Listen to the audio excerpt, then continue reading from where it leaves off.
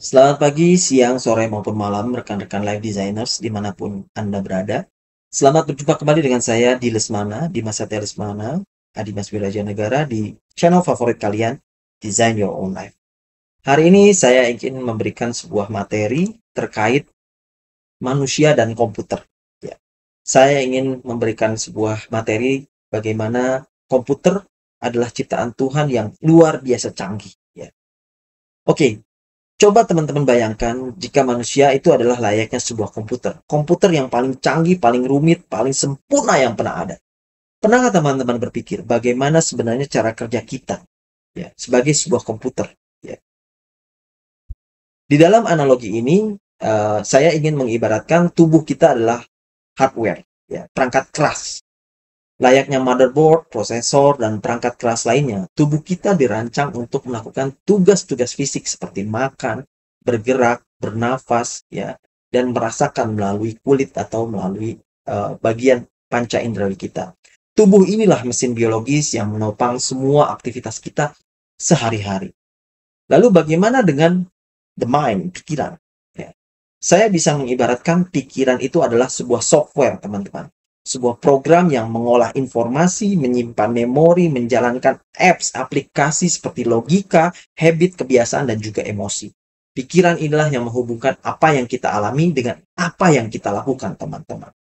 Lalu, ada yang komponen lain yang juga lebih mendasar, yaitu OS atau operating system.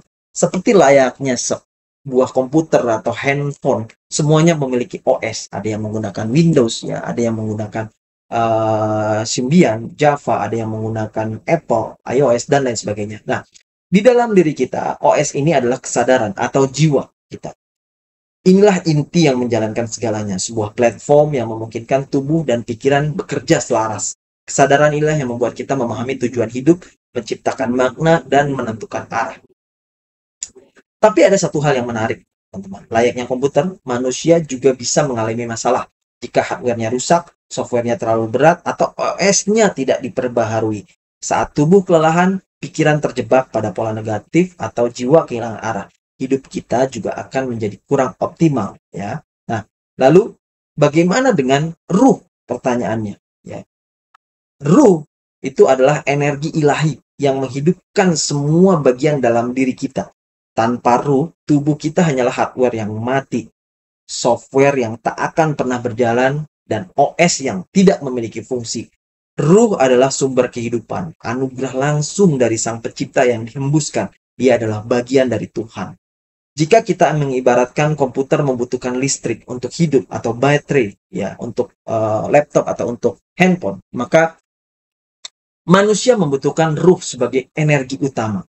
Ruh inilah yang membuat kita bukan hanya hidup, tapi juga mampu merasakan, berpikir, dan menemukan makna dari segala hal yang kita jalani. Ruh lebih dari sekedar energi. Ia adalah koneksi kita dengan Tuhan. Ia adalah pusat spiritualitas kita. Kompas moral yang membawa kita kepada kebenaran dan sumber kekuatan untuk menjalani hidup, bahkan di tengah cobaan yang berat. Ya. Tetapi apa yang akan terjadi jika kita lupa pada ruh kita? Layaknya komputer tanpa daya, tanpa listrik, kita kehilangan semangat, kehilangan tujuan, kehilangan arah hidup.